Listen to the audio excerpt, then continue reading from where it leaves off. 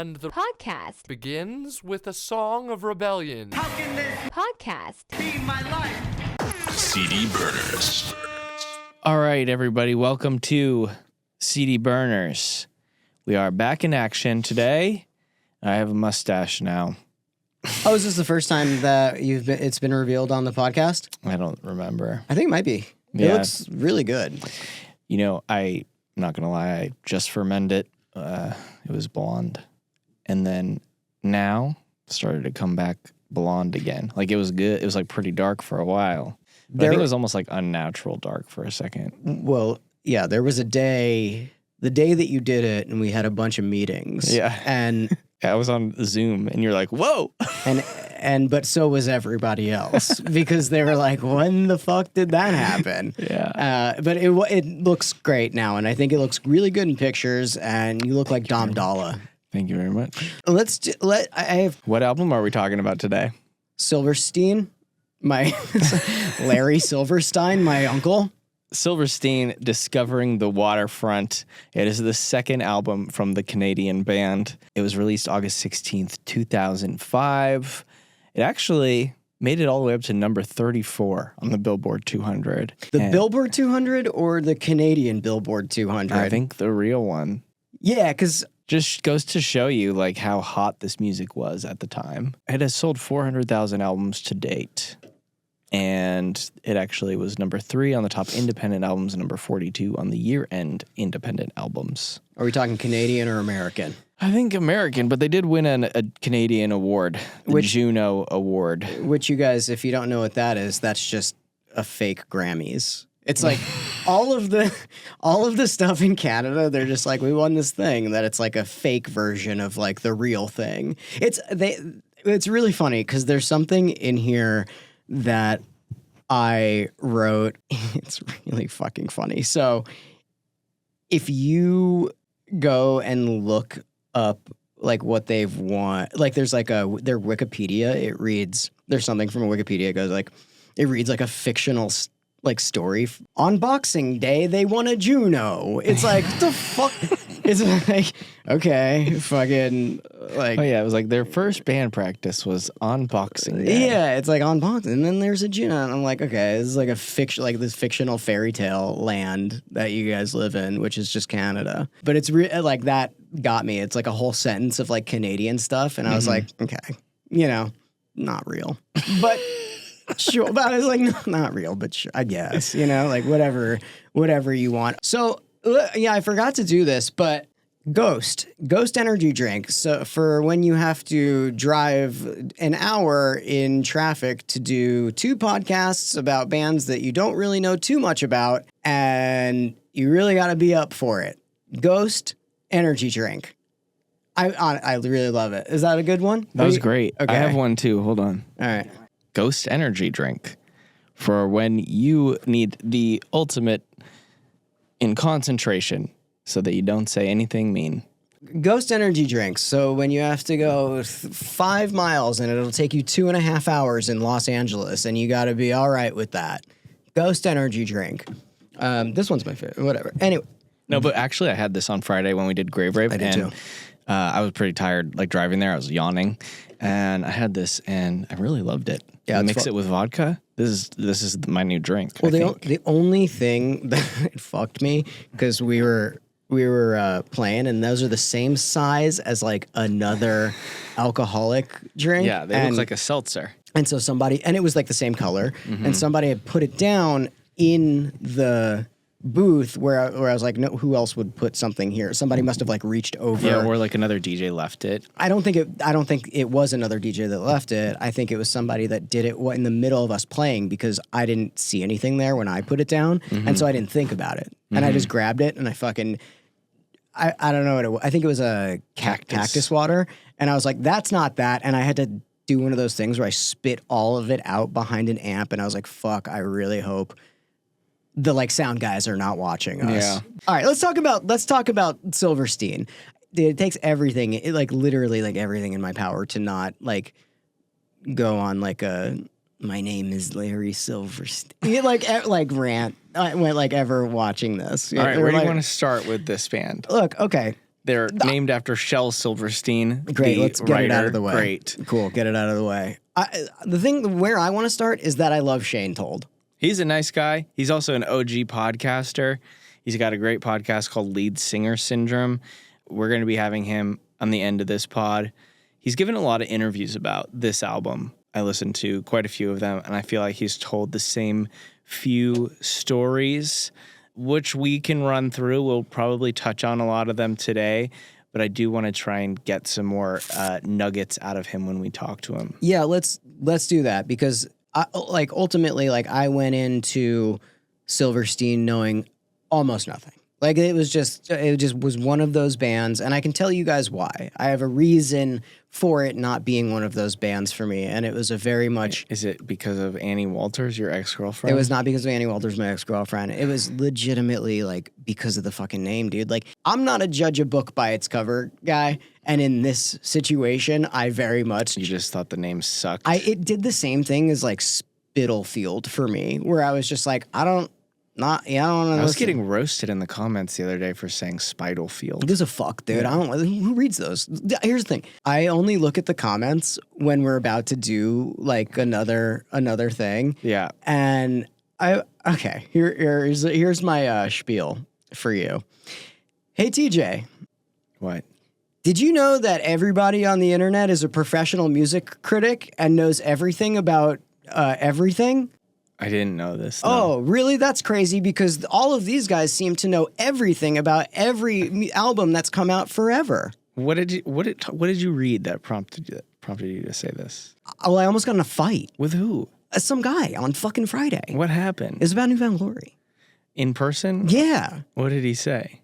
He was like, you said something on the podcast that was about it being a pave the way for something. And I was like, brother, I fucking say a lot of shit on the podcast. I probably forgot about that 5 seconds after. And it was kind of cool though, because it seems that he was really waiting to be hey, you're wrong. Mm-hmm. And I was like, okay. I was like, he was like, you have never heard of this band? And that's played one show in my friend's garage 25 years ago that never put out an album. You didn't know that they paved the way for something? And I'm like, no, I don't claim to know it. In fact, if you've listened to this podcast at all, I claim to know almost nothing. I just am very strongly opinionated. Well, dude, that's funny. It's funny that he said that in person. That does take balls. He's not behind the keyboard. It was he came awesome. And confronted you. It was actually awesome, and we ended up being bros afterwards. Usually, it's say it to my face, and he did. So respect. I fully was like, this guy rocks. And then I was like, but at the end, I was like, because he said something like, have you ever considered? And I was like, have you ever considered you're a fucking idiot or something? I was like, have you ever considered you're wrong? Yeah. You know what I mean? Have you ever considered that I don't care? And that's the way that I feel about most, because I told you, I only start looking at these comments when we're about to do something. I rarely look at the comments. Yeah. I just want you guys to know, I do not care. I mean, the worst comments we get are when we have a reel that takes off that reaches outside of our audience, people that don't watch the show at all, and they just see this reel on their For You page, and then they're like, who the fuck are these guys? They don't know shit. And they only watch the clip, and it's all right. It's also this guy looks like he doesn't you just told me you're long sleeves to cover up the track marks. And I'm like, dude, look at anything that I've done. I'm openly talking about being a drug addict for the last 10 years. I was too much of a pussy to shoot heroin. I wish that I did. Anyway, so there's nothing you can say that hurts my feelings. You guys are such fucking babies. Chill out. That's what I have to say. But at the same time, dude, there's a good amount of people that are super into the podcast, and it's very rare that we get we're going to get these fucking assholes. That's going to happen, and that's a good thing, because our reels and our posts are reaching new people, and they're interacting with our stuff. That's cool. But there's also so many people that are giving us positive stuff and commenting and saying in real life how much they like the podcast. It's really good. That is something that I left out. I did leave that out. There was a ton of people that came up to me on Friday and kind of all over the place Yeah, that just like have been like, throughout. they're like, hey, really love the podcast. Like, and I was like, and I do this every single time. I go, really? Are you? I was like, are you sure? Are you lying to me? And they're like, no, we like really, really, really like it. Yeah. So for you guys, thanks. That actually means a lot to me. And you know who you are. If you've been, come up to me and said that, I've said that exact same thing. I don't change who I am anywhere. Yeah. And so that I really do appreciate that. And also, if you don't like it, you can absolutely come up and tell me that I'm wrong about something. I don't think we've ever gone on. We've never claimed here to be the experts or the authority. We say that this is in fact misinformation. We do try our best to learn as much as we can about these albums, but we are not Finn McKenty, like punk rock. Like we're not Chris Payne. Like that guy's so fucking annoying, bro. We don't spend our lives researching this. We have a bunch of other projects that we're working on. This is just kind of a way for us to like have a cool podcast and hang out together and like talk about music and learn. Honestly, yeah. like we're doing a Silverstein podcast today. I don't know anything about them. I never listened to them, and the fact that we're doing this, I got to sit down, listen to it. I got to sit down, listen, and learn. It also helps us like reconnect with a lot of these bands because like we've worked with Shane for a long time, for 10 years. And, it's good to just like get on a video chat and hang out for half hour, 45 minutes. Like we got to reconnect with Jordan. Hadn't talked to Jordan in like 5 years. Like it's been great. Well, what this did for me was be like, oh, I get it. Like it's like one of those things where like I probably would have never gone back and listened to this and, like really been like, all right, I'm going to like give this a shot. I'm going to look at different perspectives. I'm going to take myself out of myself. Mm-hmm. I'm going to remove my prejudging thing that I do with some bands and a strong opinion. Them because of their name. Dude, it did something to me at the time. Now, the more that I, and the thing is I listen to Shane's podcast all the time. Yeah, he's a great podcaster. Which really, for the fucking this scene that we are in, I would say that the top two interviewers are me and him. Obviously. I think that him and I are the best. I'm probably a little bit better, but he's still really good. What about Fish? Yeah. Fish is a great interviewer. I think Fish is a great interviewer. I really do think Fish is a great interviewer. Oh, cool. I had that I actually had that joke pre-planned on the way up here, and I left Fish out on purpose because I knew you were going to say that. So let's get into this album. Back to Silverstein. This album was recorded at Capitol Studios in Hollywood and Maple Sound in Santa Ana in March and April of 2005. They worked with producer Cameron Webb. He also mixed the album. The guys lived at the Oakwood Apartments in Costa Mesa and recorded the majority of this in Santa Ana, but some of it they did at the Capitol Records studios. And one of the fun facts is that while they were recording one day, Bon Jovi was next door recording strings. I have a fun fact I know what they felt like when they were recording this album. It was like, it was the first time that they'd been to, like Hollywood and recording in one of those like big studios and having a fucking celebrity next door to you. And I had that experience when one of these like bands that I was in. It was the first time I ever did that. One of these like shitty ass bands that I was in. And, this kid's like parents were super rich and paid for this like awesome studio. And the next studio over was John Mayer's studio, and it was open. I was going in there and I was stealing all of John Mayer's candy and pretending I was like John. I was like, like being like sitting in his chair and spinning around, fucking like King in the castle, touching stuff. And then this guy that I was in a band with was a true numbskull, like a real idiot. Like he was a stupid guy because his parents were like, he was like so wealthy that he didn't have to do anything, which kind of sometimes makes for a really funny guy. And this was the funny thing that he did. He just went and farted on all of John Mayer's microphones. And so like, which is such a funny thing and probably like maybe a crime. Like, I don't know, could be a crime, but so funny. And so now every time I hear like a John Mayer song that's after 2008, I'm like, that dude probably sang into like a farty microphone. That's so funny. So, yeah, all the worst I did was like take all of the candy off of his desk. But I know what it feels like to be a band and in those like big studios. Do you think anybody from Silverstein farted in Bon Jovi's microphones? Dude, if they're in there like recording strings, I highly doubt it. Yeah. But it's like, you know, you like walk down the halls and you're like, oh my God, is that the guy? Like, Yeah. Oh my God, that's the fucking guy. And like, it feels really nuts to be in the spaces that some of these incredible bands recorded at. I remember, I think we were in one of the ones where they recorded like oh, dude, I don't want to say like the wrong thing, but it reminded like probably like Pet Sounds or something. And, or no, it was like a Nirvana. It was Nirvana. And I was like, oh my God, like this is like the craziest thing ever. But that's like as far as it goes, where you're just like, that's crazy. Well, we were just talking to our friends, Captain Cuts, because they just went over to London and did a bunch of sessions at Abbey Road. And they posted like an Instagram post and they said that they had all their friends and family reaching out and being like, wow, you truly made it. But they were like, no, like it's actually just a regular studio that charges the same price as like every other studio. And we just booked it because it was like the same price as everything else. Like, why not?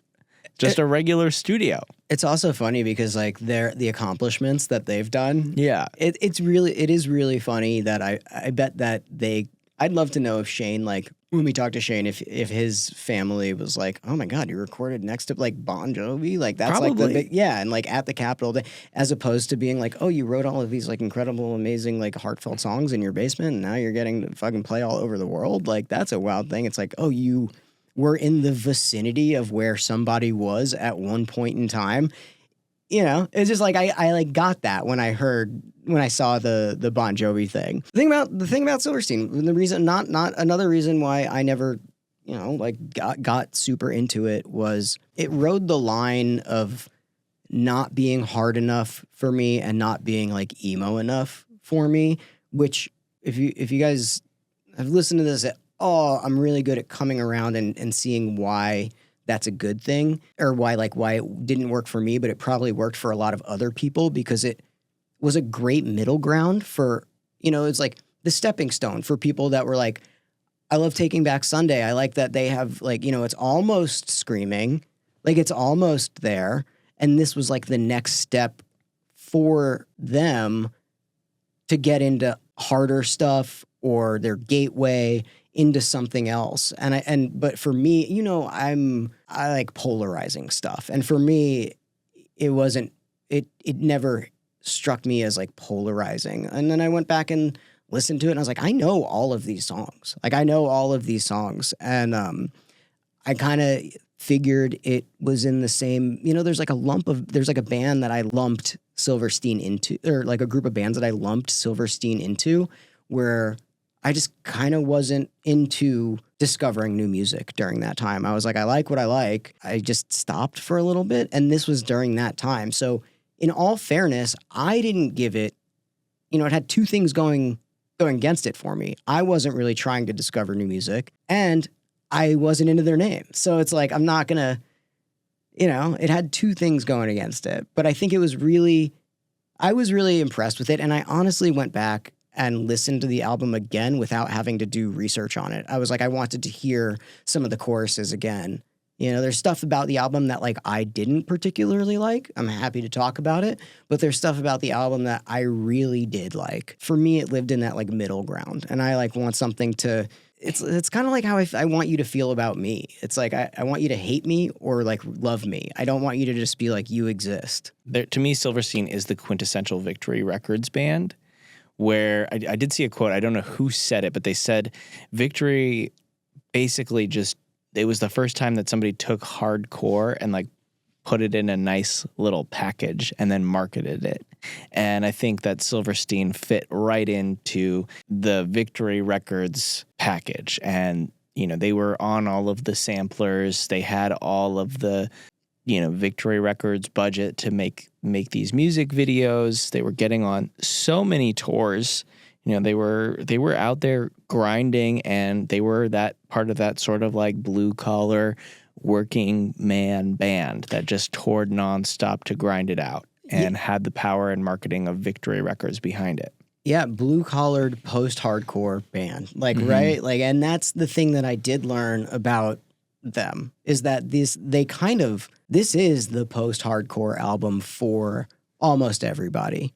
Like, they love this. They, like, regard this as it lives in the post-hardcore Hall of Fame top 3 albums for so many people. Like, I mean, I'll actually, you know, since we're on the topic, like, I'll grab some Reddit stuff that I got. This is one of the most inspirational albums to me. It came out when I was 13, right when I was getting into post-hardcore emo. To this day, I can still listen to it and pull inspiration from it. Silverstein will forever remain an absolute staple of post-hardcore and my favorite band of all time. So unproblematic and just generous and appreciative of their fans. Yeah. All of this stuff I like so far. Yeah. All of this is great. Like, all of this is good. It was a me thing. They weren't farting into microphones. They're good boys. They're nice Canadian boys. I was the problem here. I can admit that I was the problem. And then there's another one, you know, it's great. Like, the Reddit stuff and some of the quotes from fans are really a testament to that they're much more of a band than I gave them a chance for at the time. Undoubtedly one of the most important post-hardcore albums of all time for its contrast between melody and just off-the-wall chaotic heaviness. Lyrically, very important for laying the bricks for the new emo pavement of the mid-2000s. That is a really glowing compliment. 100%.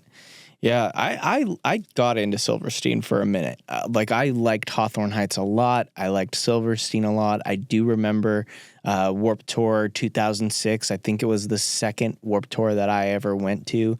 And I went with my girlfriend at the time. And Annie Walters? My girlfriend, Jordan. And she wanted to go see Billy Idol. And I wanted to go see Silverstein. And I was like right in the front row for Silverstein. And I remember that was like the highlight of my 2006 Warped Tour, just watching Silverstein front row. And my shirt got all ripped up. It like got caught on the barricade because I was like right up against the barricade. It got like ripped. And I was just like, it was so worth it. Oh my God, I loved watching Silverstein. Yeah, I mean, like, I think they were like a staple of Warped Tour. Yeah. I don't know how I fucking missed this, dude. It really, like, I don't know, man. It still to this day, I like Skylar and I listened to this when we were like cruising around, and he's like, he knew every single song. And it's not like one of the ones that I thought that somebody like he would know. You know, this is like the first. We'll talk a little bit about the album. Like, the first one, Shane wrote it in his bedroom, and first track, the first album, first Silverstein album, he wrote it in his bedroom. He didn't think anybody was going to hear it, right? Mm-hmm. And so when people did hear it, he was like, "Oh fuck, that's wild." And so going into this album, it was, you know, he had to be conscious of people hearing it. You know, it was the first time he was writing songs that he knew people were going to hear. Yeah. They made that first record with a friend of theirs, just like a guy who produced local bands that they kind of looked up to. And then with this one, they were out touring. They were trying to figure out who was going to make the record with them. And they got approached by this producer named David Bendeth. And David is a pretty legendary producer. If you look at his discography now, he has done a whole bunch of stuff from the scene. Red Jumpsuit Apparatus. He did Face Down and like the other album, Don't You Fake It. He did Hawthorne Heights, If Only You Were Lonely. He did the Almost Southern Weather.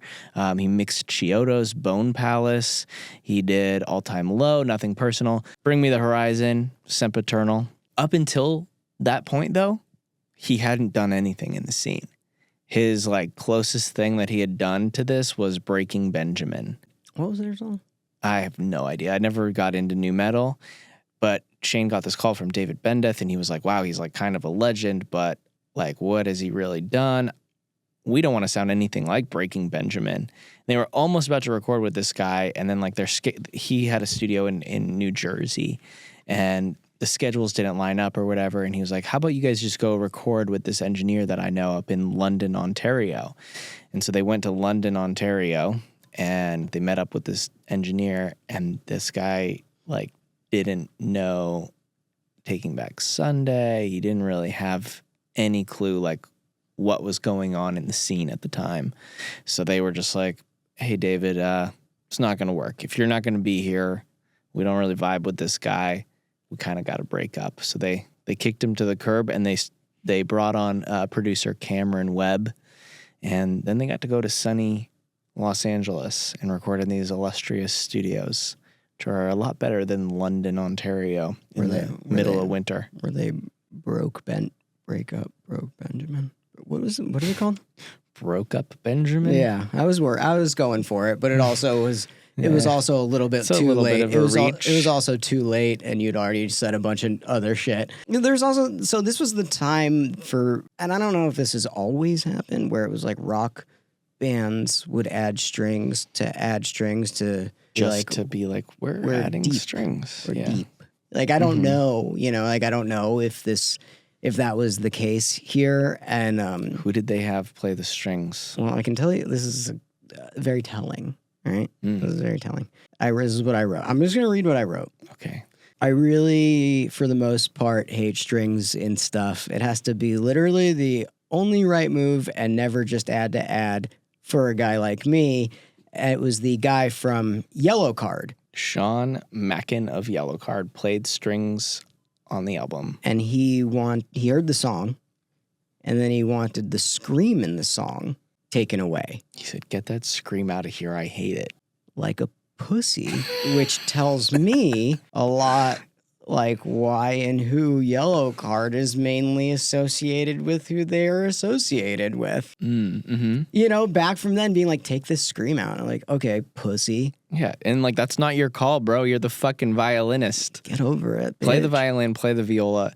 There's the door. Don't tell me how to fucking make my songs. I was like, oh yeah, that tracks. That tracks for me. Sure. Whatever. I fucking, I'll die on the hill, man. And then I'll listen to the Yellow Card album and I'll be like, honestly, it's really, really great. And I was wrong about it. And I mean, it is a good pop punk album. And I think these guys are really good. Yeah. And I'll do that. What else? My Heroine almost didn't make the record because Shane recorded it so shitty. Yeah, he had the idea for this song and he laid it down on a shitty-ass Boss 8 track recorder that recorded to a zip disk. He doesn't think that Cameron Webb or the rest of the band could see through how shitty the demo was. But they pushed through. He pushed it through. The song is now their most streamed song on Spotify. It's their biggest song. And it is a good song. It's a good song. It is a good song. I tried to find the demo. Shane said, it's out there somewhere. And I was like looking all over the internet. I couldn't find it. It's probably due to the internet just nerfing everything. That kind of bummed me out, honestly. Just really, like we always say, a good song is a good song is a good song. And you should hear, it must have been so shitty. Yeah. It must have been so shitty. I really want to find it. I want to hear it. It had to be so shitty because the song is a great song. And if you're like, I can hear past it, it must have been really bad. The album was mixed twice. Cameron Webb, he loved it. He was in the project. He liked doing it. He was, willing to mix this album twice on his own terms. He mixed it once on an API console that he had, and then he heard Under Oath, They're Only Chasing Safety, and he was like, that sounds so fucking good. What did they mix it on? And it was like an SSL console. So he got a room with an SSL console and remixed the album to see if it sounded any better. Shane doesn't know which version of the mix ended up on the album.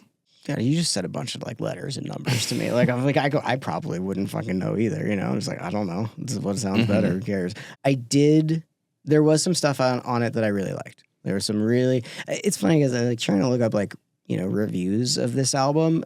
And this kind of happens with a lot of the albums that I don't know and I try and look up stuff about. And the reviews on YouTube are just or anywhere are just yeah, I like it.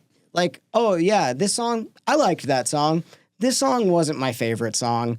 This song I liked, and that wasn't my favorite. I'm like, what the fuck? These are that's not a review. I mean, I guess it is kind of. Yeah.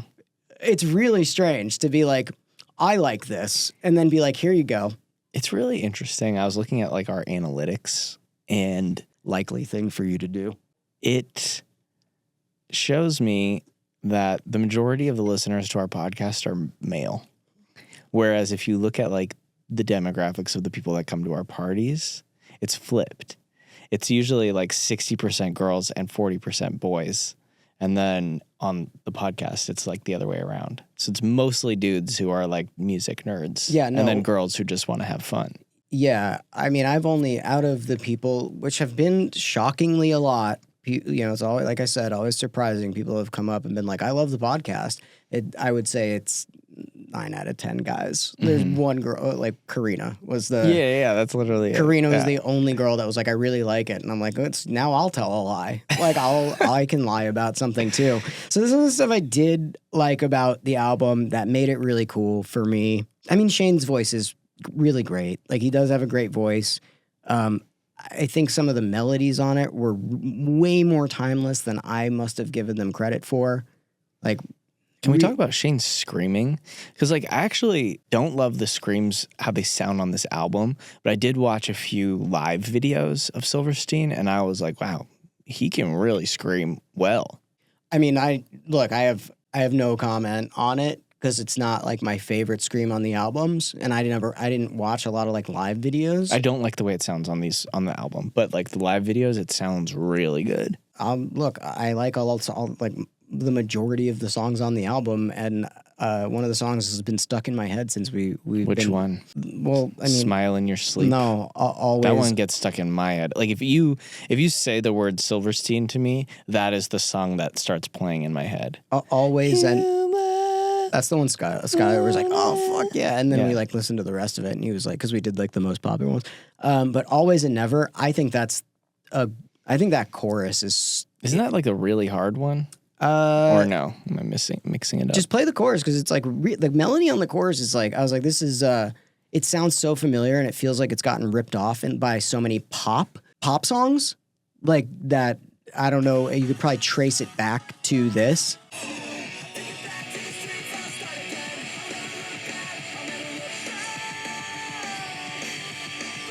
Well, no, yeah, like All Time Low ripped this off. Come easy. Yeah, All Time Low ripped that off. Like that's that, and so it's like and I never would have given it credit if I like went back and listened to it. I think Shane's like a really good at writing melodies, and I really think that there was some very cool. Like this is actually, it's not maybe what they were going for, but I really like there's some really great like 90s alternative guitar sounds on this album that I was like, oh, I don't know if that's what they were going for, but it really like, I was like, this is a sick ass clean tone. On the other hand, I was not a fan of the distorted tone on the album, and I saw some reviews being like, I love this distortion. And for me, I was like, I don't know. I didn't love it, but I loved a lot of the clean, like twinkly. Oh yeah, I love the like clean intros. I agree. I think that they sound awesome, and like maybe that's not what they were going for, but I was like, this is reminiscent of like some of the Smashing Pumpkin stuff I really really like, and I don't know. Who knows? Maybe because the thing is, Shane is influenced by I listened to a couple of interviews with him, including one where he was interviewed by somebody in his band. But the interview that I listened to, he was like, yeah, I mean, like, we're not the emo that I grew up on. The emo that I grew up on was like Jimmy Eat World and Promise Ring and the shit that I fucking was like, oh, this is my introduction to like poppy or emo. And that's like, so he's like, fuck it, like I don't know. I guess we are in that thing. I'm happy to be in that thing. Doesn't sound like the things that I know to be that, but great. And I don't know, I like his opinion about a lot of stuff. And if he likes that stuff, then there's a good chance that like we'll get along about a lot of shit. And like I feel like I really can be. You've interviewed him before. Yeah. Yeah. He's awesome. Like a bunch of times. Yeah. He's awesome. I really, really, but I never talked about this stuff, and I never really like listened to it. I probably like skimmed here's a it. Guy. Yeah. And I was like, I know this is a cool guy. I have a good quote from Shane about this album. Actually, it's a really great quote. At the time, I knew it was solid. I knew it was way better than the first album because I didn't know X years later that I would still feel so good about it. And I didn't know people would use the words like classic and legendary and perfect to describe it. It's definitely nowhere near perfect, but I wouldn't change a single note on that thing, so that answers the question that we usually ask. It was crafted out a lot of trial and error and learning from the mistakes we made during our first album cycle, and produced with a tremendous amount of love and care from producer Cameron Webb. Flew to Hollywood and recorded the bed tracks at the iconic Capitol Records, and for the first time, we felt like a real band. And I guess we delivered a special album. Thanks to everybody who has supported Discovering the Waterfront, whether you bought the CD from Best Buy the day it came out or you streamed it for the first time yesterday, me, or on Spotify. It's amazing to me that something we created X amount of years ago and a half ago continues to resonate with people from different generations. Great quote about the album. For if you like this, you might like that. I feel like I'm going to bridge this a little bit. Like, it's kind of a two-part thing. It's kind of a conclusion, and it's kind of also, if you like this, you might like that. I feel like Silverstein, you read a quote earlier today that was like, it helped pave the way for like that next wave of like almost mall emo. Like, I think they were part of that group of people that was taking it from post-hardcore to mall emo. They were that crux of 2005 coming out of like the harder stuff and making it palatable for teens and entry level. This is kind of like the gateway to bands like Mayday Parade. So is that your, if you like this, you might like that. I think Mayday Parade. I kind of threw a weird one on here. I threw two weird ones on here. What'd you got? It's for the harder stuff, like the screaming stuff. Like See You Space Cowboy. That's what I wrote down too. Yeah. And Static Dress. Yeah. See You Space Cowboy, I think, is a really, I think that it's harder than this, but I think if you like that, you'll like the hard parts on that. You'll like See You Space Cowboy. And then for the softer stuff, like the more melodic stuff, I put this band called Dogleg. And Dogleg is like one of my favorite bands. And like, you know, you kind of have to imagine why I would say that if you listen to this and then that. But then I think after you do for a while, it'd be like, yeah, okay, all right, I see it. They're like a newer like emo. Yeah. Band, you know, like one of that where you're like emo. You know, it would probably be put on like Spotify's like new emo fucking list. Maybe. Who knows who's fucking running shit over there anymore. But those are the two that I put. And then, like, honestly, this is actually very cool because going into this, if you were like, what are your favorite tracks off that album? I'd be like, none. And for this, I was like, I kept going back and being like, I'm going to put this, actually, this one. What were your ultimate choices? I put 4. I put Always and Never. I think that one is the cool. I really like that quote. I really think that that's like I think that that's a great song. That's an interesting pick. And then also the opening track, Your Sword versus My Dagger, Discovering the Waterfront. I really like that twinkly guitar and the melody on that. And then My Heroine is just like a good song. So I picked 4 of them. I was like, these are all really good. And if I could, I probably would have gone back and, you know, now that knowing this album, like those will probably change, you know, as time goes on. But I came around on it and I'm happy that we got to do this. When we first were like, when I was like, oh, fuck, we're doing that one. I know nothing about it. Now I know a little bit about it. And now I can like honestly say that I am a fan. I picked My Heroine and Smile in Your Sleep. I agree. I mean, I'm glad that I got to revisit this album. I was a big fan when I was a kid, but I've kind of fallen off with Silverstein. But I'm glad that I got to listen to this again because I listened to it like 3 or 4 times through, and I was like, there's a lot of good songs on this record. There's a lot of good songs. They do Screamo well. They do it well. I think so. I agree with you. I really do agree with you. I think they do it better than some of their peers that are, you know, maybe a little bit like bigger or like get more credit than them. I think they actually like sound more mature than a lot of stuff that was coming out at the time. I know who you're talking about. Maybe they never had, I don't know if they got the credit that they deserve because they do Screamo and they do it really well. Yeah, I mean, they didn't with me. And that is the, like, so I don't know. I wonder if Shane has an opinion on that and if he's ever heard somebody say what I've said, like where it just kind of got lost in the middle and like where, you know, and you know, because I feel like he's been, you know, I feel like we can be incredibly honest with him because he's a great interviewer. I'd be interested to hear about that because it's not like in my group of friends. Like I don't remember it coming up. But like I said, we wanted polarizing, and I wasn't the target demo, maybe, or maybe I was, and I just didn't realize it. In conclusion, I think that Shane has done an incredible fucking thing for this scene. I think he's an awesome guy. I really respect him a lot for doing this podcast. A lot of the podcasts that, the interviews that we've listened to came from the pandemic, and he's never wavered in a lot of his, the things that he's said and his opinions over the years. And he's, genuinely been a really great guy and like one of the nicest guys I think that we have interacted with over the years. So I think he started doing these interviews a long time ago, and it's really cool. Do you remember when Shane came to Emo Night LA and then like slipped on the stage? No. I felt so bad. Oh yeah, I remember you feeling really bad about that. I just felt so bad. I remember you. I'm sure nobody saw it. It was at the Echoplex. There were like hundreds of people on the stage. Nobody fucking saw it. People slipped all the time. Cappy fucking slipped and broke the CDJs. People were... Who just fell? Was it Monson? Who? Oh, yeah. Monson. Literally just like fell down. Monson fell. That was a bad fall, too. Yeah, he got up and like recovered super quick. But I just felt so bad because Shane's such a sweetie, you know? So stay tuned for our interview with Mr. Shane Told of Silverstein and the Lead Singer Syndrome podcast coming up right now. Can't wait to see what you guys say that we said wrong on this one. Goodbye. Bye. Well, Shane, welcome to the CD Burners podcast. We appreciate Thank you very much for having me. I really dig what you're doing over there.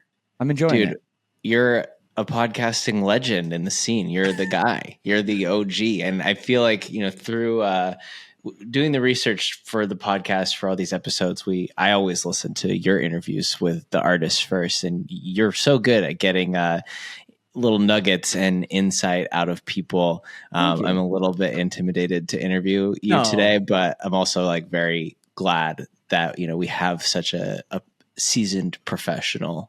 Well, you're saying such nice things about me. Yeah, no, it's way easier to be on this side of the microphone, like what I'm doing right now.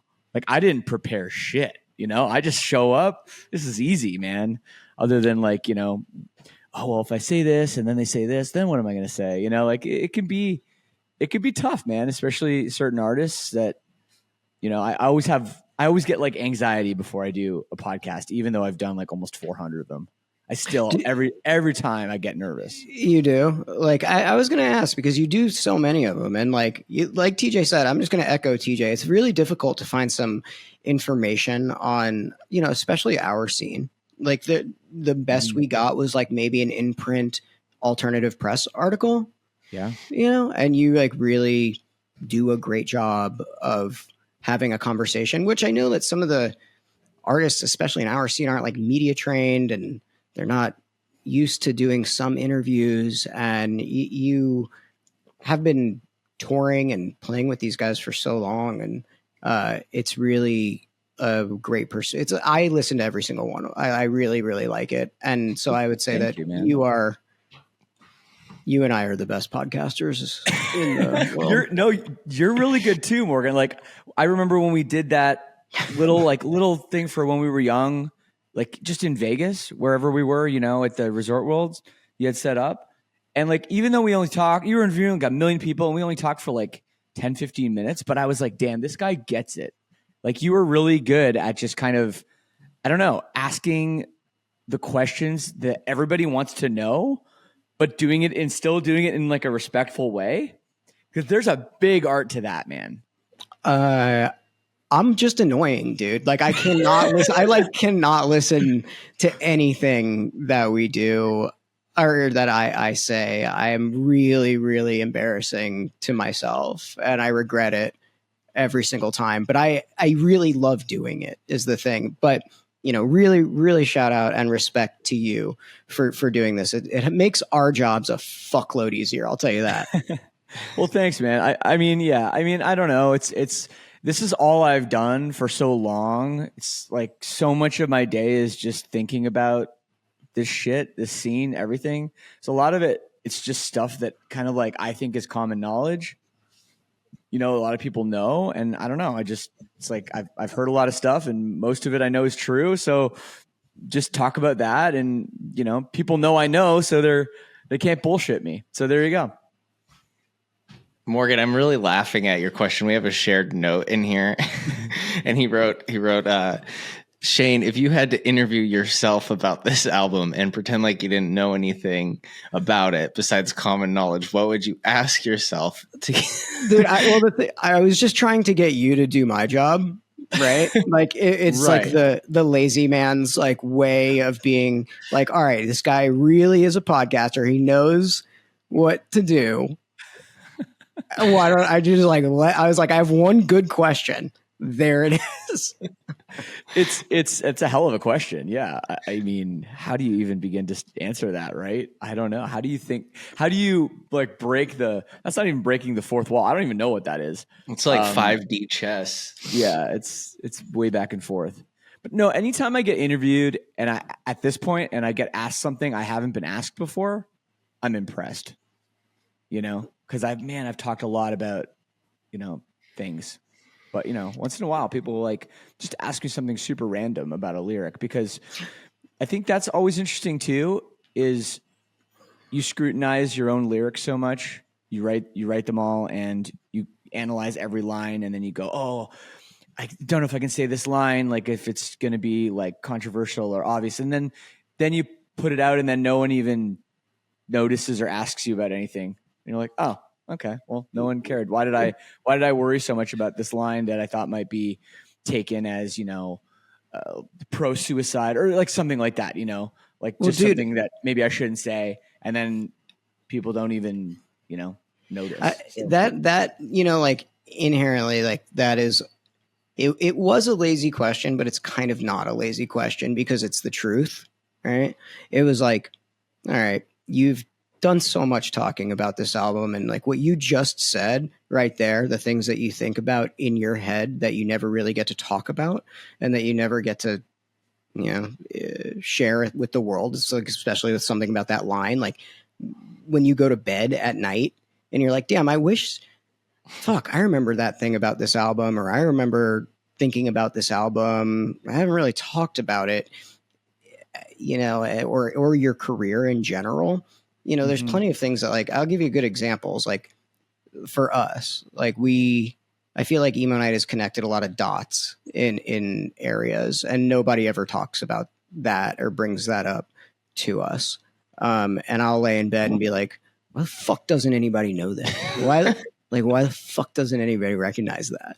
And I think so totally recognize that. Maybe they don't need to say it. It's almost unspoken. Everyone knows how important Emo Night's been to kind of keep the ball rolling, dude. It's gotten so many people that thought this was just old music nobody cared about anymore to be like, okay, I still listen to this in my bedroom. So does everybody else. Now let's just embrace that we love this music, and we'll still embrace it and still listen to it and still go to shows and still wear t-shirts and still whatever, it's been important. Absolutely.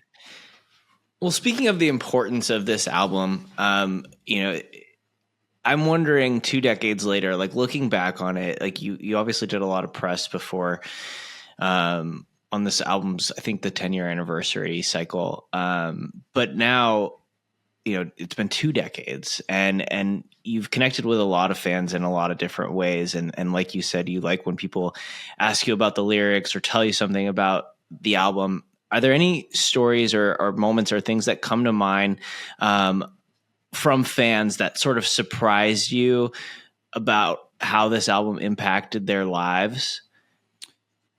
Yes, constantly.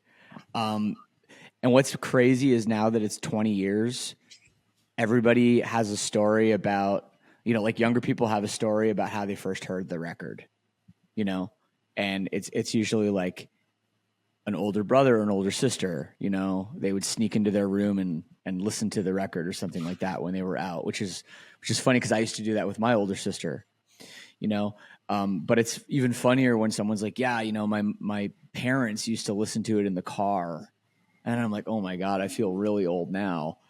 it's crazy how this record, even though it's 20 years old, the recording is like okay. Like I don't think it sounds as good as other records that came out at the same time as it.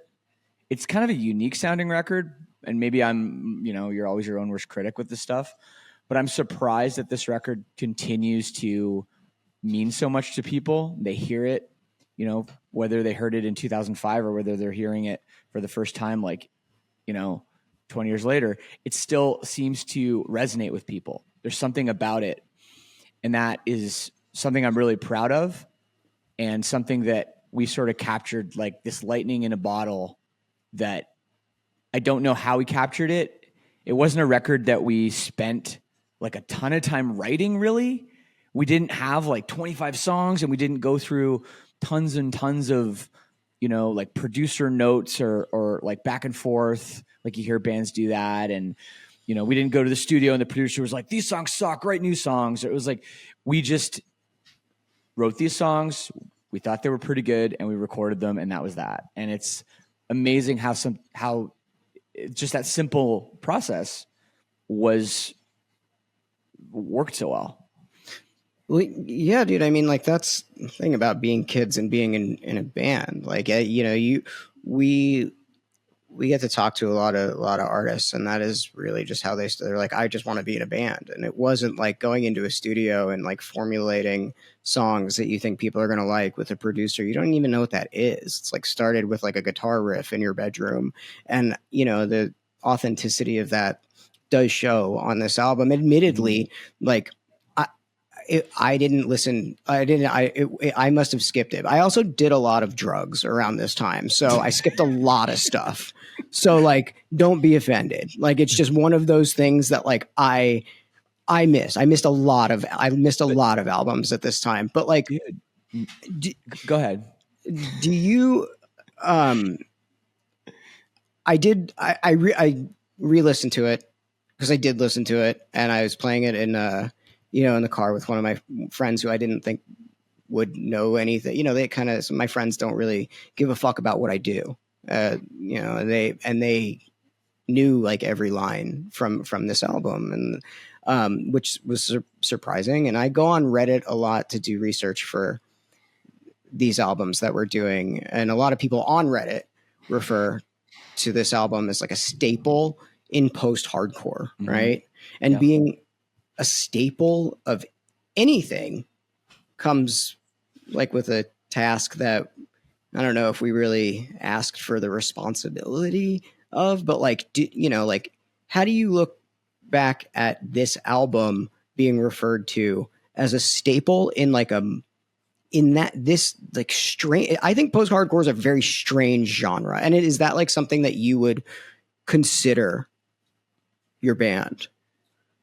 Yeah, I would consider it at this point, and I think it's taken a long time for my band to get the same recognition as some of our peers that we came up with in the early 2000s.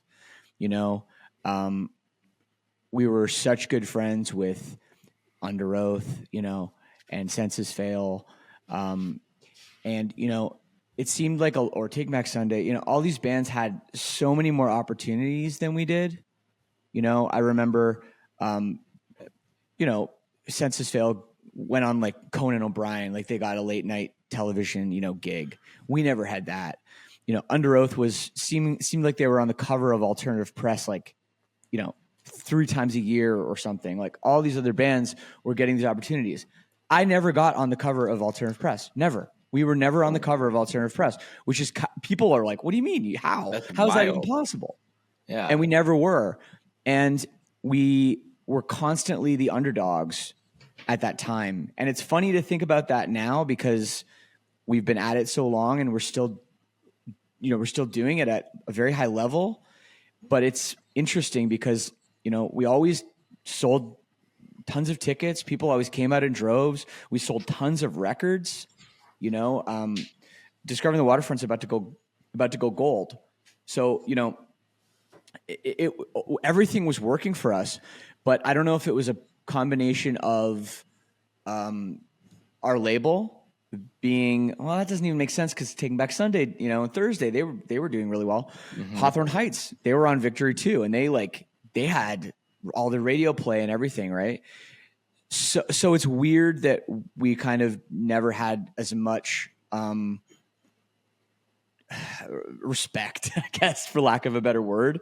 And I'm not surprised that some people missed it, because a lot of it was the people that really cared. The people that cared really cared a lot, and they were the ones that coming out to our shows and buying tickets and merch and supporting us. But I think in terms of mainstream, like emo going mainstream, we weren't on the radio. We never got those opportunities really ever. So, yeah, that's an interesting observation. And that's definitely something that I guess I wrestled with in those days a lot. Like, well, like, I think we're better than Hawthorne Heights. Why aren't we getting these opportunities? You know, For the record, I do also. like just that's for, not a knock. for Those are my best friends. Like, we just played a show with them 2 days ago. Like, I love we those guys. we love That those was guys. the honest way we felt. Yeah. Like we love those guys. It was really funny, man. Like listening back to that, you know, just pure honesty on this. Like I don't think I hate the way an album sounds more than that album. But that's first also Hawthorne like record? retrospectively, like, you know, listening to it in 2004, you know, being like 14, I was like, this fucking dude, yeah, But dude, I don't at know. the time, I don't know how many people know this or not know this. And the disclaimer is, like, I love Hawthorne Heights. Those are my guys.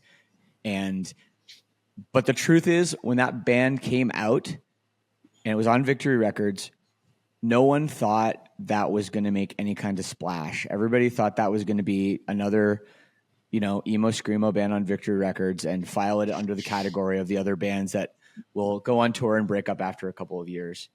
And in fact, the producer of that album, The Silence in Black and White, he didn't even put his name on it.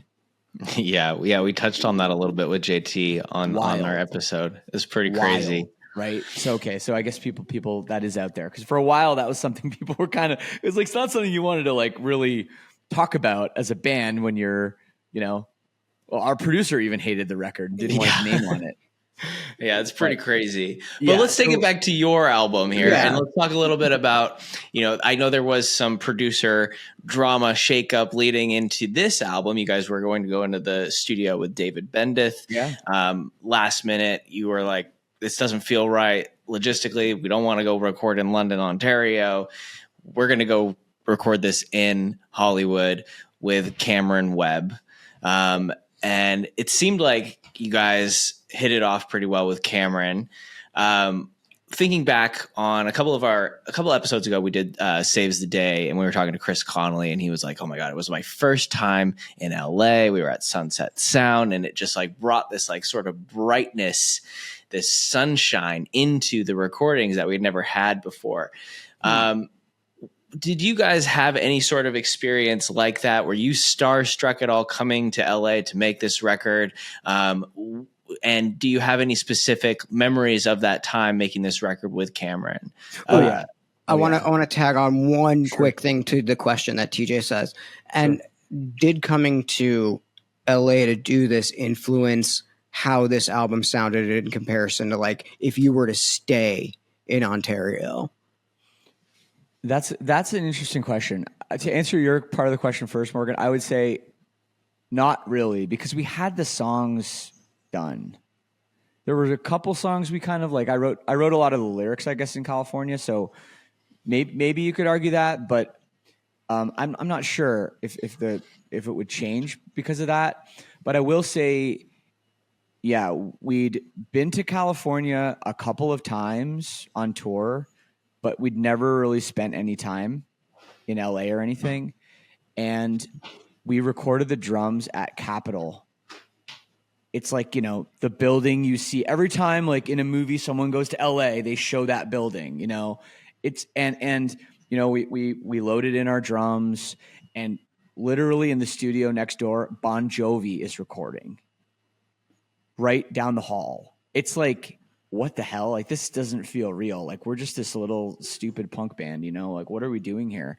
And I think it definitely, we had some imposter syndrome about that, like, without a doubt. Who wouldn't? And, you know, we just buckled down and said, okay, we've got to, you know, we've got to like make this as good as we can. We've got to take this really seriously. You know, I was there for every single note of that recording I was there for. And, you know, it was a big deal for us. I think at the time I downplayed the pressure of the sophomore record, but I fucking knew it was really important, and I knew that this record needed to be good.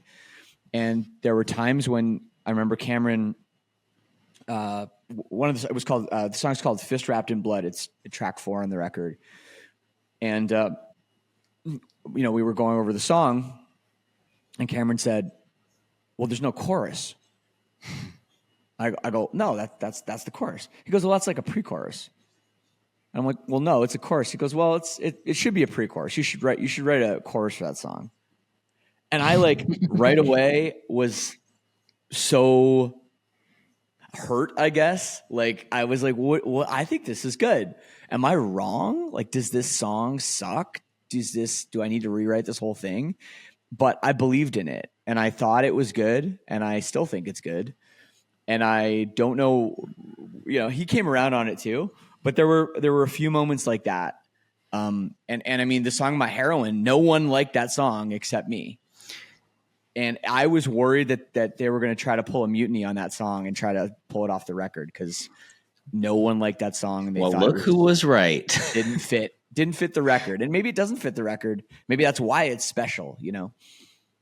Well, I mean, I think that there's a couple of, there's definitely, we've talked to a couple of bands where, you know, like Mayday Parade in particular, where they're just like, you know, this song doesn't really fit on the album. We don't know if we're going to be like, Miserable at Best, shit like that. Mm-hmm. Right. And, you know, I think that that's like a true testament to an artist, is understanding that it does fit when everybody else thinks that it doesn't. And like, I really loved that story about you fighting for it. It gave me like, I don't know, it made me like believe when artists do that stuff, it makes me believe that they really give a shit and really care about it. And I think that that's like one of the cooler stories about that song. I also heard it was like you had it like demoed out, sounded actually pretty shitty and all this, you know. Did you ever put that demo out? I think when we were during the pandemic, when we were, you know, on Twitch and just killing time and trying to make a few bucks, I think I played it for some people over Twitch, but it's never been actually, you know, put out into the world. But it's funny because, you know, people these days don't know how good they got it with making demos. I had this physical drum machine box that you had to program like a beat, and that would be like, okay, beat 1. So for that song, it was like do do do do do do do do was the beat. So you'd have to do that for like however many bars. And then if you wanted to put a drum fill in, you'd have to like program that, and then you'd have to do it all on this machine. Then you'd have to literally record it into well, I didn't have a computer or anything. It was like you recorded it into just I don't know, like a mixer that was all inside, recorded to a freaking zip disk, which nobody remembers. So it's like, it was so hard to make a demo back then. And when I listen back to them, like, yeah, they don't sound great, but for what I had to work with, they really aren't that bad. I mean, like, look, dude, those are the things that I value. Like, there's like TJ and I both were in bands growing up. So I think a lot of the stuff that, you know, in interviews that you've said, I really related to, especially the Capitol, like building situation. Like I, on our podcast, when we recorded this earlier, I told a story about how we were in like the studio and I was recording there. We were recording in the studio next to like John Mayer's studio, and we would just go and fucking steal candy and fart on his microphones and stuff. And it was like, you know, that stuff feels really surreal at the moment. And like the imposter syndrome stuff, like, look, man, I get that still every day. And so, you know, going and doing that when I didn't know shit, and I was in like that building, like you said, everybody sees, it's like, I really understood that story. And I understand like why, when you say Bon Jovi was recording right down the hall, why that's so important as a band coming from a scene like we came from.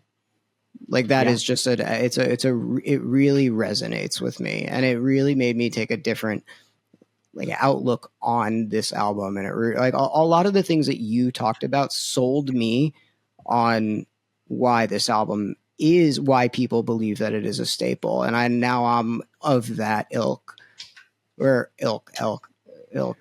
believing that. Yeah, you're not an elk. You're not an elk. That's a big animal. Yeah, I mean, I do believe in the record still to this day, and I wouldn't change a fucking note on it. I 100% mean that. I wouldn't have changed a note the day we left the studio, and I remember I said that about the record before we made the record after it, and I still feel that way. And I don't go back and listen to this record every day or anything, but once in a while, I'll, you know, probably every few years or something, I'll listen to it.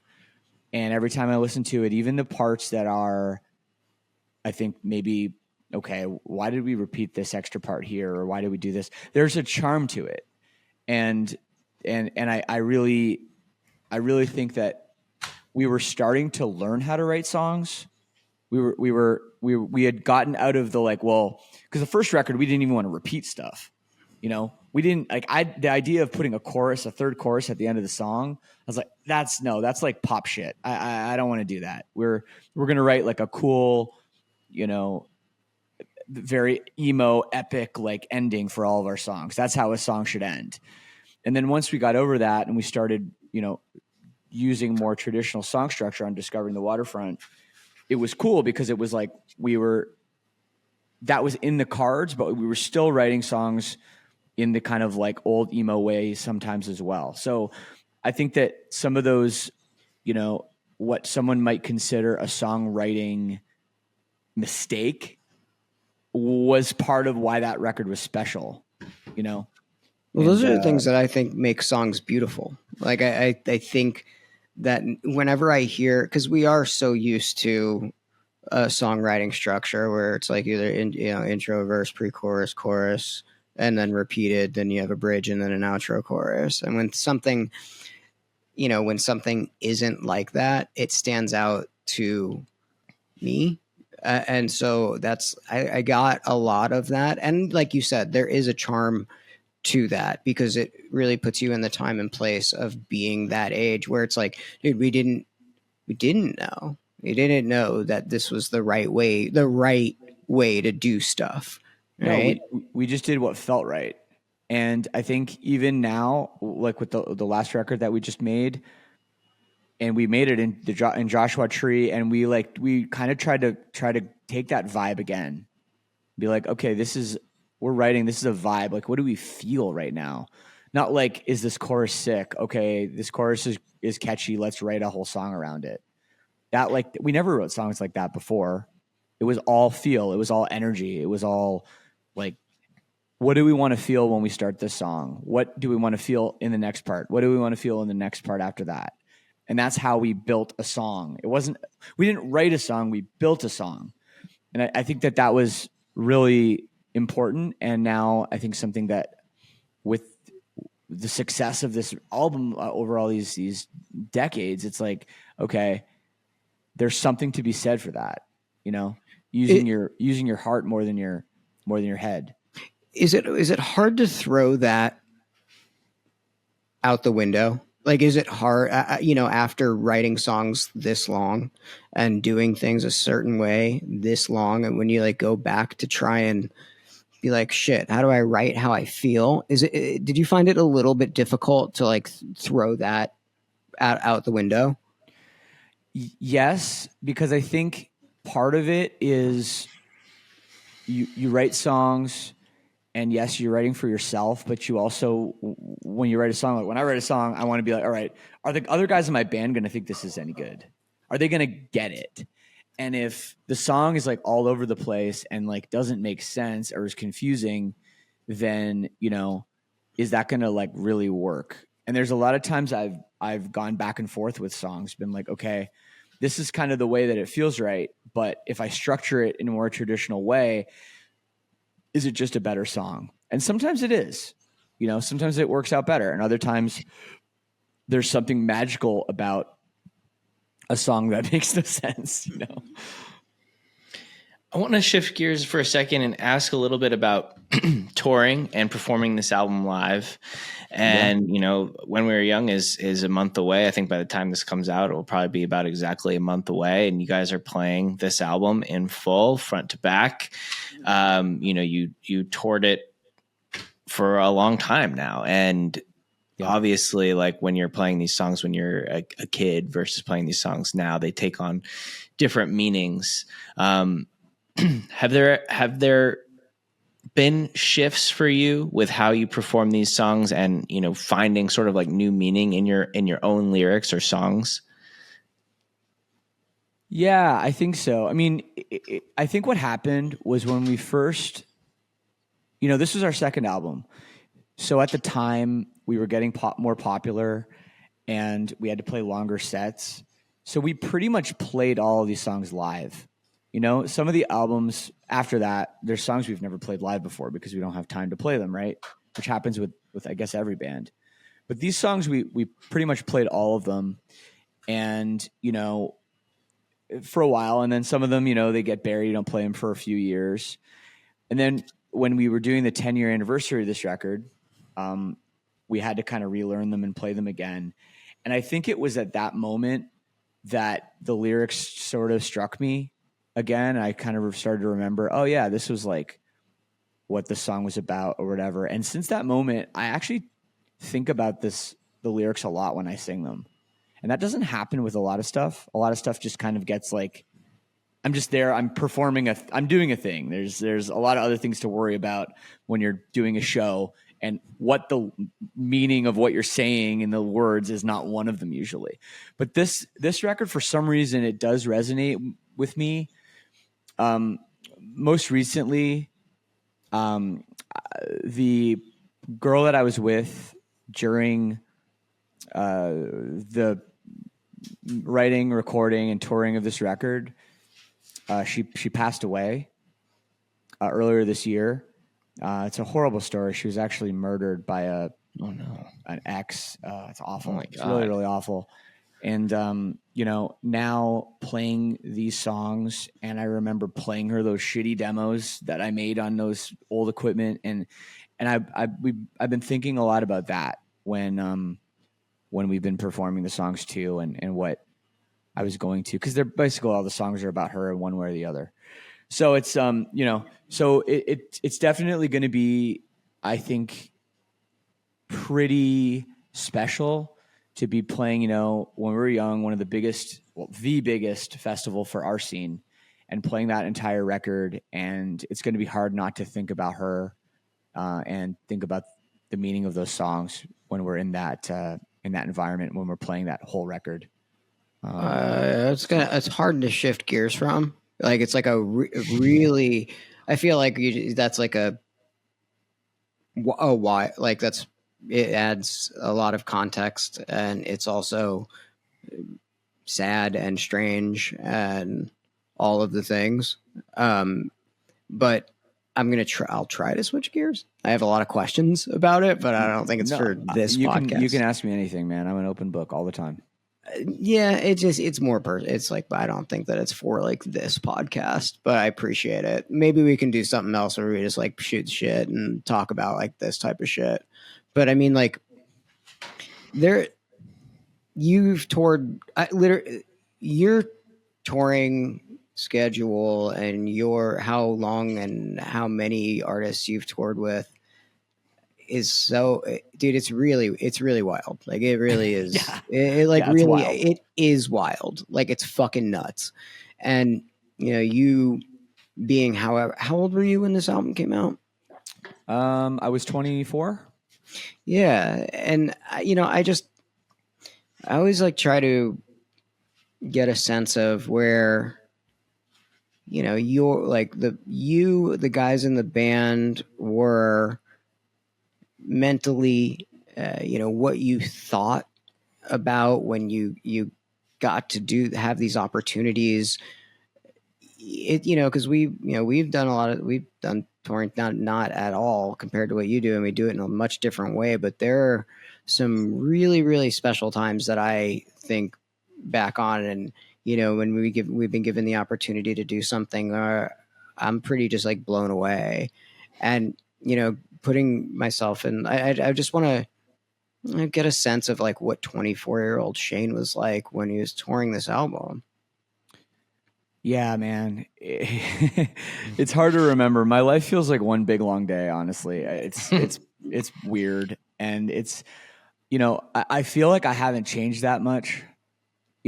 I feel like I was a relatively mature 24-year-old, but there's no way that's true, right? No, actually, you want to know what, dude? I believe with you, I believe it. Like with you, I actually do believe it. I feel like I'm still 15. Like I will constantly be immature. Is the thing. It's weird. I remember being that age, being 24, and feeling like I was getting old.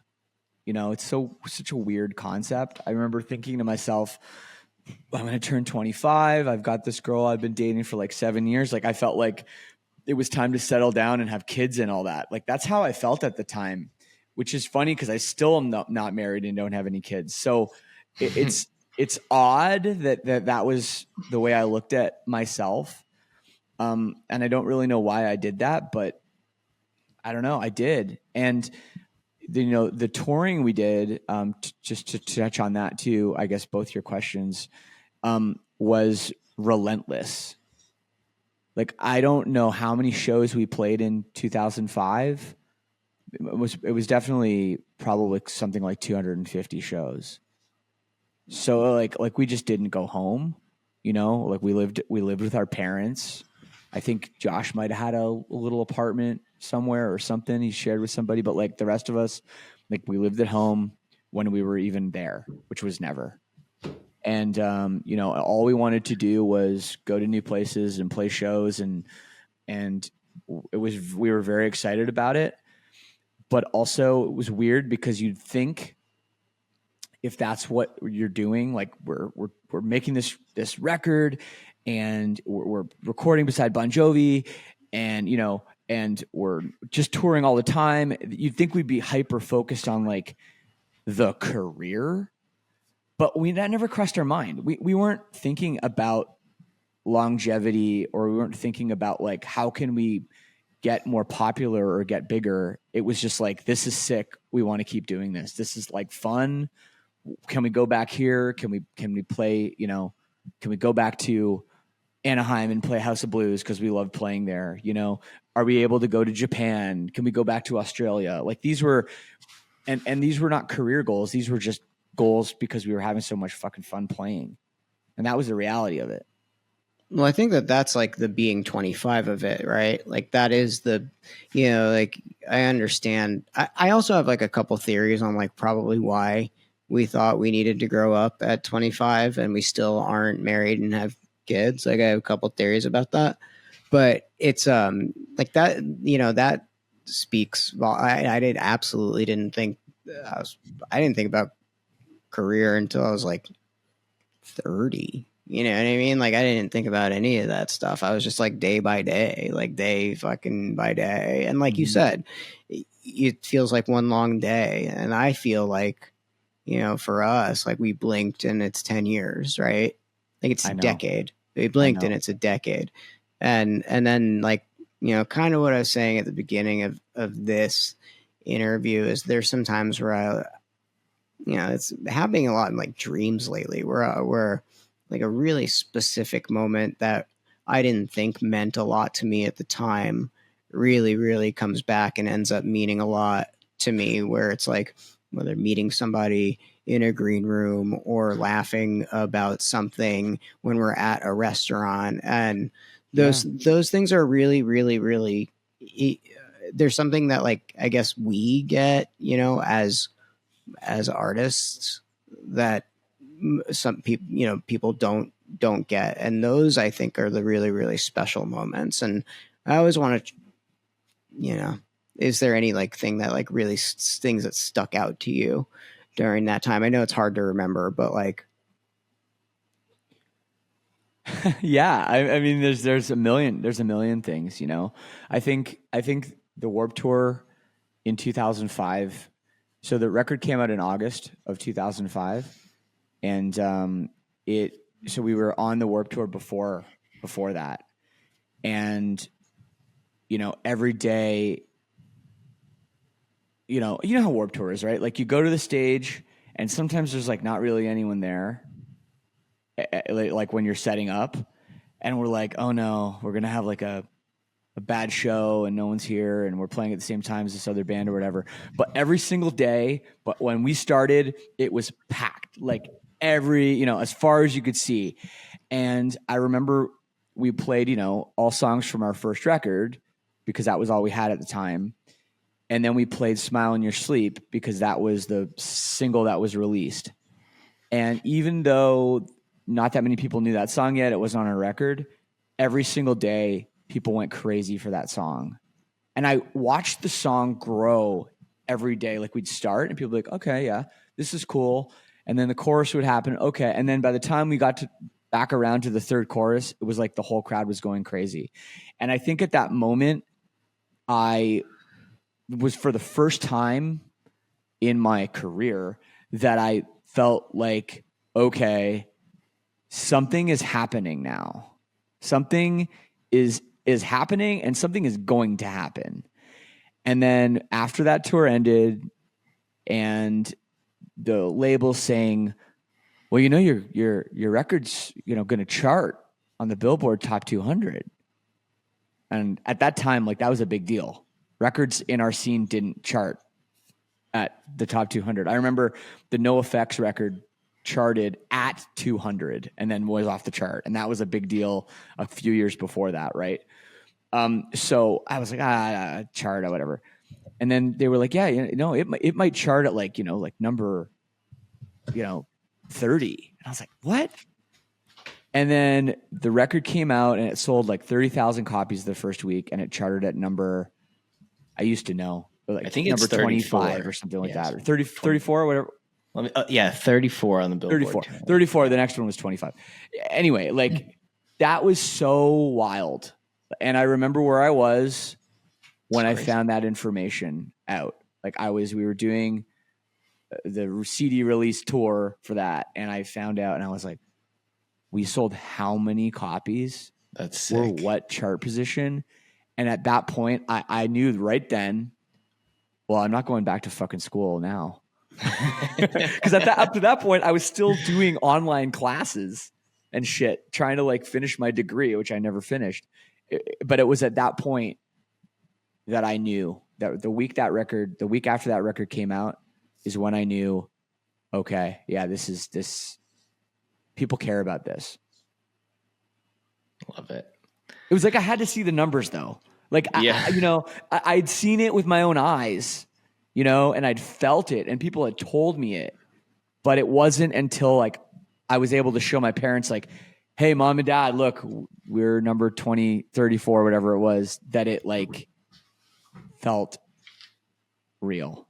That's another thing that I always forget to ask people, but I remember occasionally to be like, what'd your parents think? We always forget to ask that because like, you know, like our generation, like at least I think you and I are around the same age. And like, I don't think in any world my parents were, I was just playing in bands. They're not going to be, I don't think in any world they're going to be like, this is going to do anything. Like you have to go to school and do the things that like we did in order to succeed. Mm-hmm. Like I, you know, until this, like until we started doing stuff. And I still, at this day and age, I still think that like my parents are like, what do you do?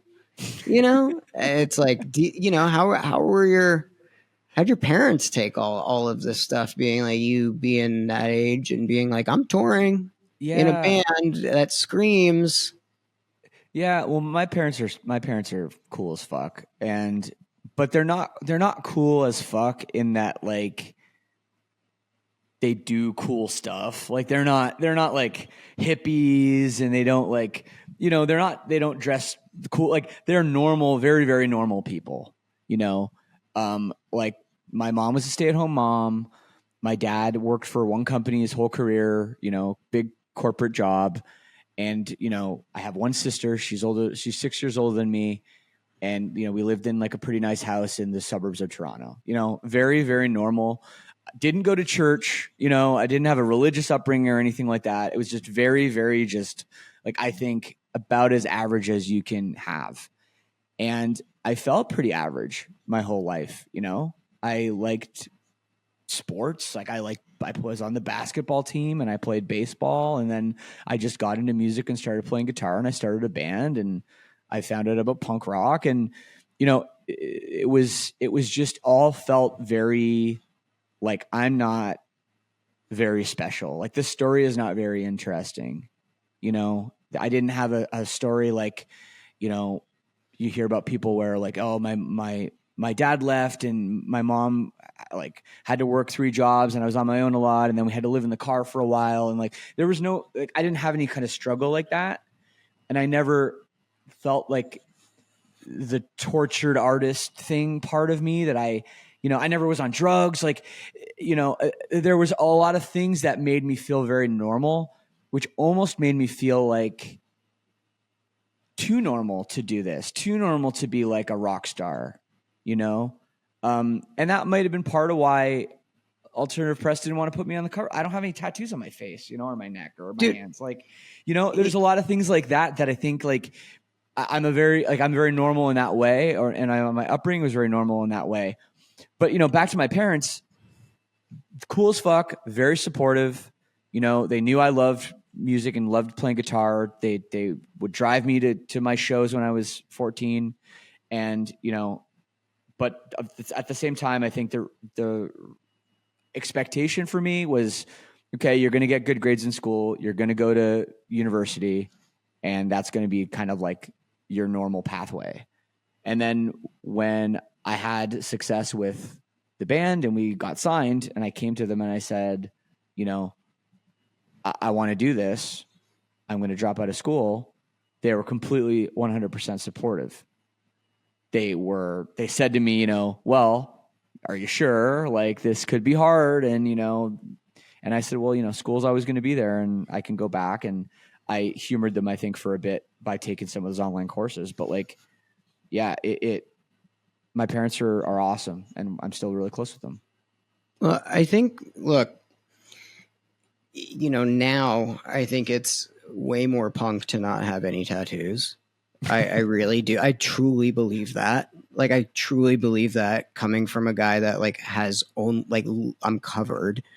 And, I think what you just said really speaks volumes to why, look, not everybody that grows up has, that story that you told, like I had to live in a car and I was addicted to drugs and all this stuff. The majority of people don't. And I think that that's like what, you speaking from a very honest place probably benefited it probably is the reason why when I'm going on Reddit and all these people are going, hey, this is a staple in my life, is because that they're probably just like you and they related to you.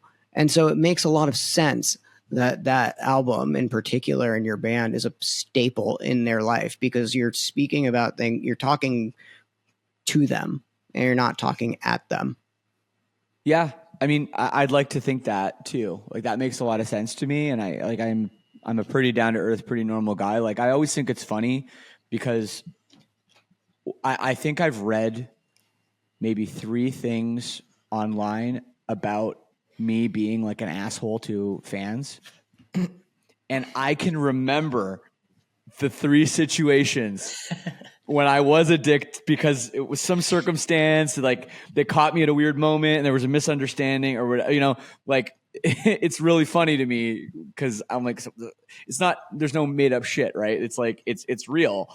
And, so it's funny whenever that's just the way I am. Like I'm pretty down to earth and pretty easygoing. And like, I'm not a rock star and I'm not an asshole, but it's funny because I do think some people, a lot of people, they do want to live vicariously through that dangerous person, whether it's like Johnny Craig or Ronnie Radke or whoever, right? That's had like a lot of shit go on with them. It's like, I think that not only do those people get talked about a lot, but people do, I don't know, they there's a cool factor or something there, or there's something going on that makes those people rock stars and popular, And I think that that's way more interesting to talk about, especially for music magazines, than it is, oh yeah, he's just like everybody. He's just like everybody else. Nice guy, I like kind of tend to disagree is the thing with all that, which is why I hate reviews. I hate I think music writer. I hate music writers. I hate all of that shit. Because at this point, like I said, it's what you did and the way you grew up and how you are, in my opinion, is kind of way more punk rock than like what we view as punk rock. And I think that that's like very relatable. Look, it just is like, and it's also, we're at a weird place in time where like, I think that, we're able to look at your upbringing and how you started the band and how you are just who you are, which is let me say, like, everybody that has spoken about you to us really loves you and has said the same thing consistently, is that you are a great and very nice guy. And, I think that, I think we're at a place where that becomes, that's the cool thing.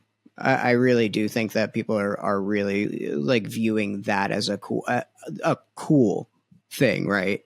Well, I mean, thanks for saying that, for sure. But yeah, I mean, I don't think you're in a band for 20 years, like burning every bridge, you come across and like pissing everybody off, right? So, there's something to be said for that, and that is something that I guess I'm proud of, right? That of like my character and that our band is hopefully has a reputation for that, but, or at least I do, but that's I don't know. That's, I think that's really been important to me. But again, it's like, how interesting is that to talk about? I don't know. Well, Shane, before we jump off, I mean, we usually ask everybody, you already kind of answered this question, but we usually ask everybody if they had anything that they wanted to change about this album. You already said you wouldn't change a note of it. Well, that I would, there's some things there's a couple things that I'd like to sing again. There's one note that always like drives me fucking crazy because the auto tune, like, it tuned the note to the wrong note. Got it. And it drives me crazy on this one note. And I tried to fix it. I said to the producer, I said, it's in the last song, Call It Karma. And I'm like, that note. I'm like, it's the wrong note. And he's like, oh, okay. And then he changed it to a different wrong note. So like, awesome. Oh God. But no, I mean, I do look back very fondly of that record. I think the track order is like really good too. I think the flow of the record is great. I think it's a good length of a record, and overall, I think there's a reason that this album has become, whatever you said, Morgan, whatever word you use, a staple in the scene. And I'm really proud of that. Is it my favorite album we've done? Not even close. It might not even be top 5 of my favorite, but I do understand why it resonates with people, and I do think it's and I am happy with that, with the album, especially that we were able to make that at the time we did at such a young age, and so green too. Like we'd only ever made records with our local guy up in Canada. This was the first time we'd ever lived somewhere and made an album. I slept in a closet. Actually, I slept literally in a walk-in closet. That's where in a rollaway bed for like 7 weeks. I wrote all those songs like literally in a closet. I didn't even have a light in there. See, those are the things that you like talk about that, like, you know, like I think that those are the things that are cool about this. That no, that's not a normal thing. Like that's not like a. Yeah, I think that maybe you might be discounting some of the things that you've. This is just a personal opinion. I think you might be discounting some of the things that you did in your experience because, you know, you're viewing your life as like and how you grew up as normal, but like not a lot of people like lived in a rollaway bed and fucking wrote an album in a closet. Yeah. Well, Yeah. Paul and Bill shared a bed. They literally the rhythm section slept in the same bed during that recording, and then the 2 guitar players had their own beds, which was quite luxurious. And so what happened was we got there and there were only 4 beds. So we were like, well, how's this? Well, there were only 3 beds. So we're like, okay, well, I mean, we'll make it work because we always make it work. It's better than sleeping in a van. So we got a rollaway cot and I put it in this closet and I just slept. It barely fit, and I slept in there for like 7 weeks.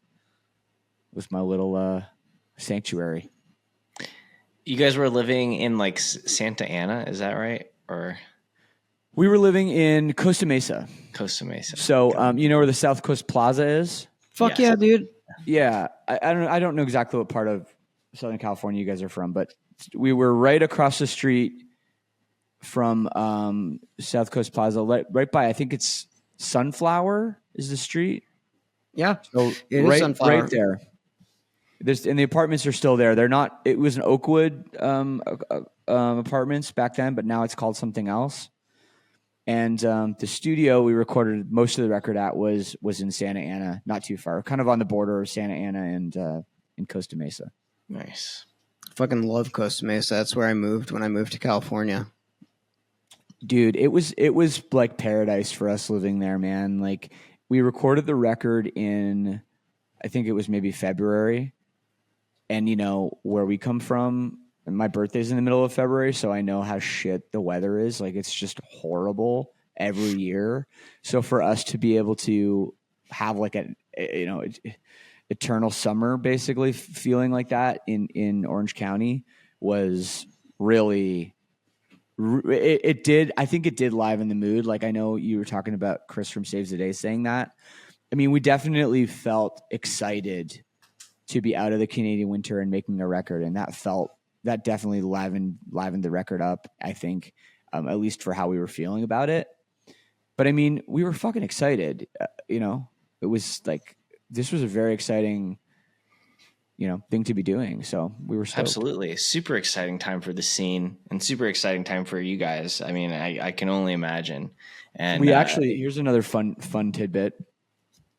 So we were going on tour with Fall Out Boy right after we finished recording this record. In fact, we had to kind of rush the end of the record. And so Sean from Yellow Card played violin on the record. And this other guy played like Mellotron on My Heroin. And that's the only 2 things I wasn't there for on the record because we had to go on tour with Fall Out Boy, which was funny because Fall Out Boy wasn't Fall Out Boy yet.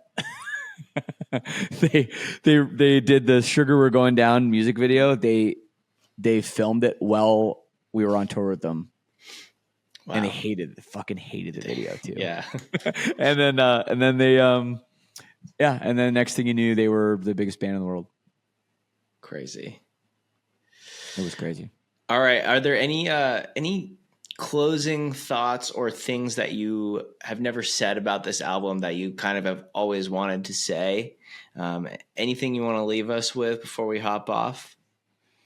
I will say I've never told anybody this, but Cameron absolutely destroyed me vocally on this album. I must have sang some of those lines like hundreds of times.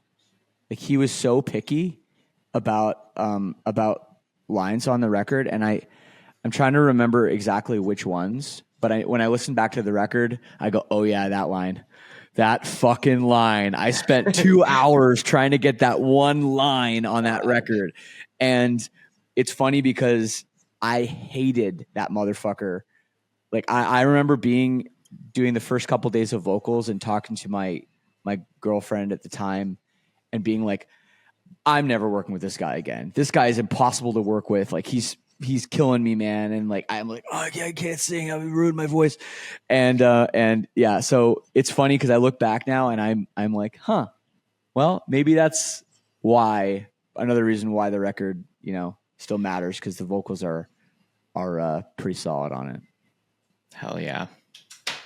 Awesome. Well, Shane, thank you so much for joining us on CD Burners and talking about discovering the Waterfront. We're very excited to see you in Vegas and hang out in real life. I think you're doing a couple emo nights this coming weekend, right? Yeah, dude. I'm going to be in Pittsburgh and Columbus. I guess by the time this is up, those will already pass. But yeah. But you know me. I'm always hanging out with you guys. I'm always doing emo nights. I'm going all over the place, and I've done a lot. If anybody ever like cancels on your podcast, just call me and we'll just fucking go. Let's go. I'd love to. Just like nothing, no agenda. If I get the right guest, I might have you maybe co-host with me if you're down. I would love to do that. I really you got a good insight, man. So I think it'd be really cool to have your insight on certain things. I would love to do that. It's a really nice thing to say.